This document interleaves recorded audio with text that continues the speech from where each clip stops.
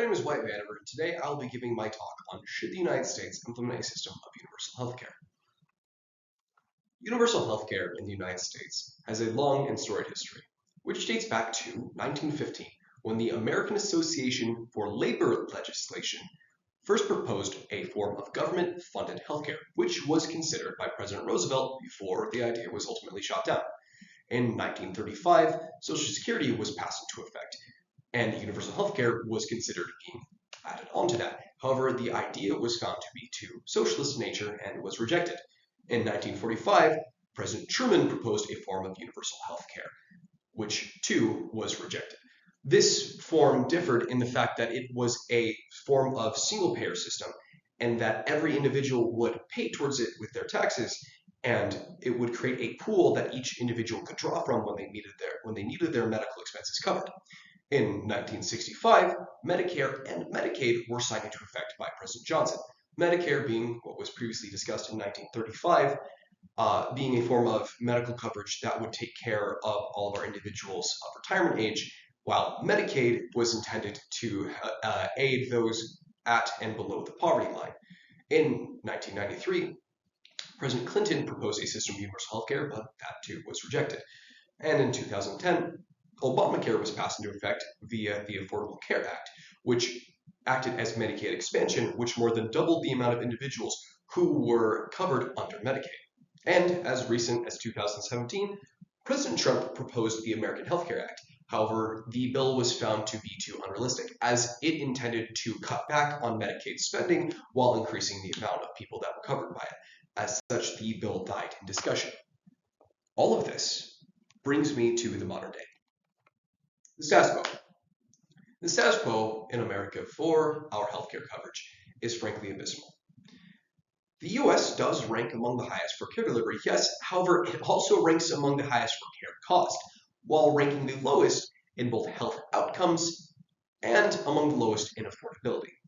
If we were to compare ourselves to our peers in the world, according to information by the Commonwealth Fund, compare ourselves to the Netherlands, the UK, Germany, Sweden, New Zealand, France, Canada, Switzerland, and Australia, we come in 10th.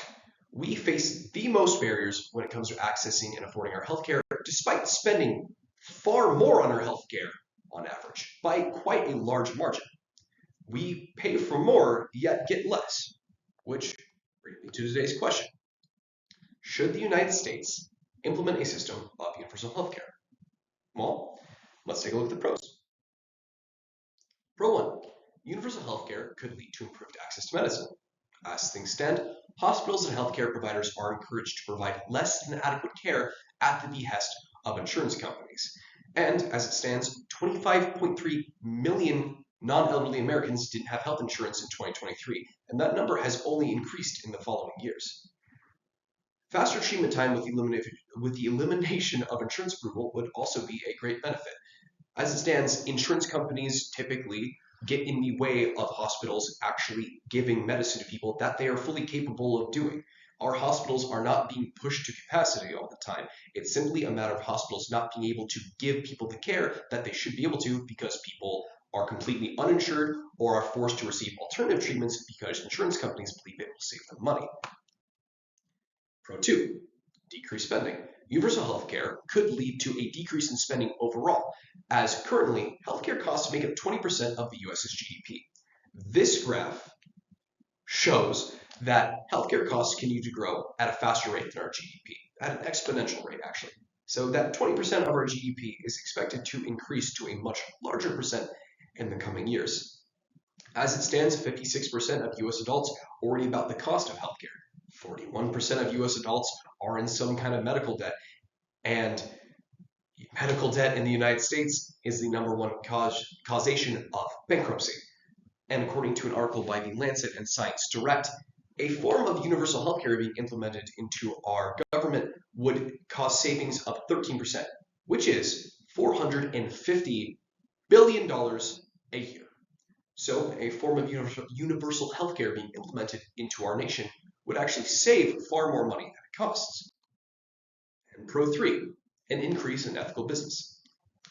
This is a twofold advantage, as universal healthcare would allow for as we discussed previously, healthcare providers to apply adequate personalized care without prior approval from private insurance companies.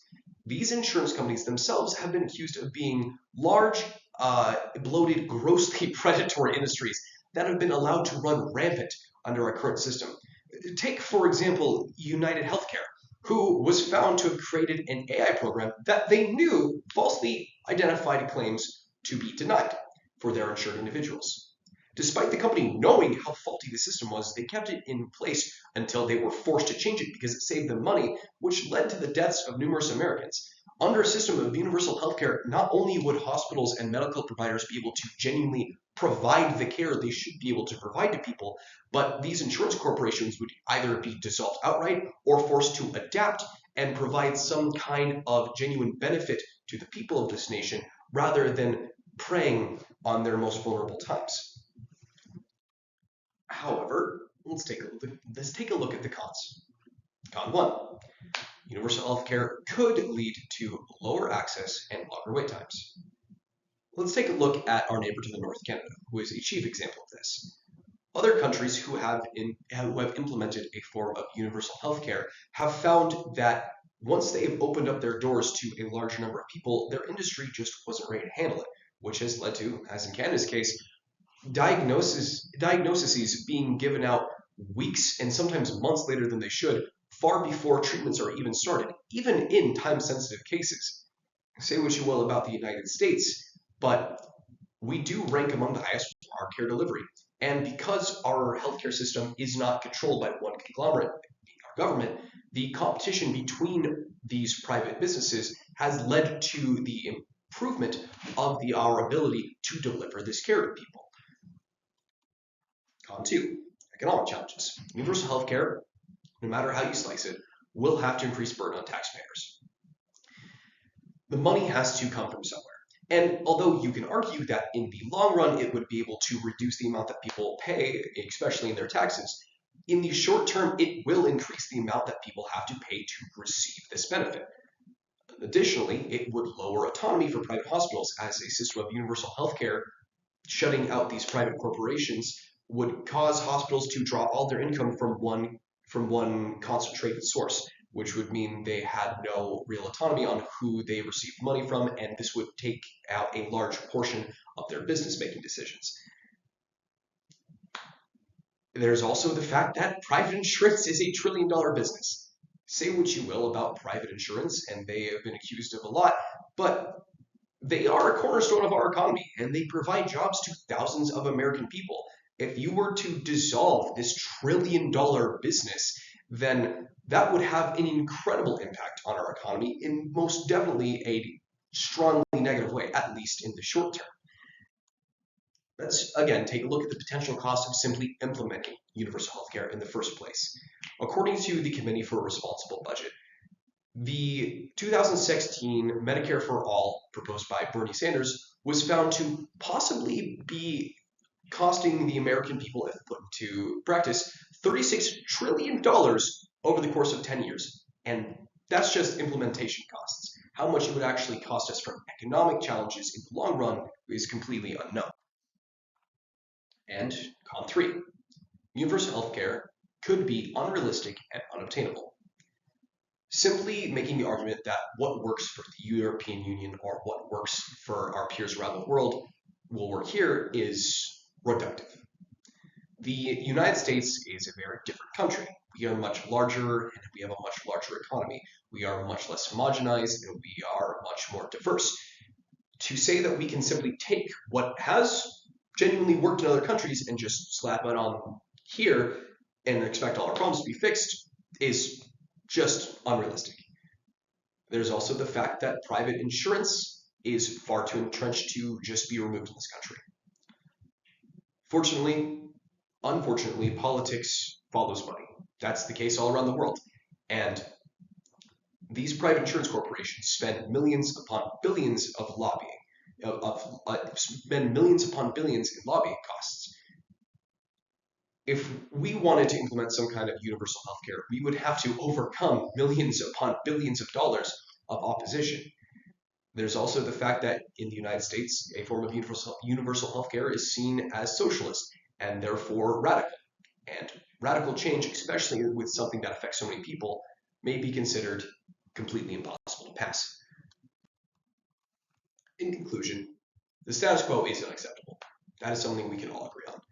But the issue is a lot more complex than what do we care about, people or money? Obviously, in our country, we should prioritize the lives, health, and happiness of our people, but what is the best way of going about fixing the status quo?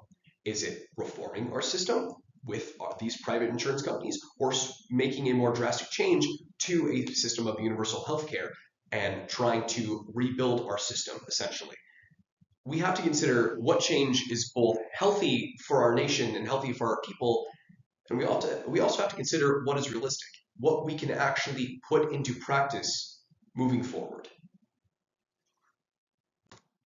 Thank you very much for your time, and I appreciate your attention.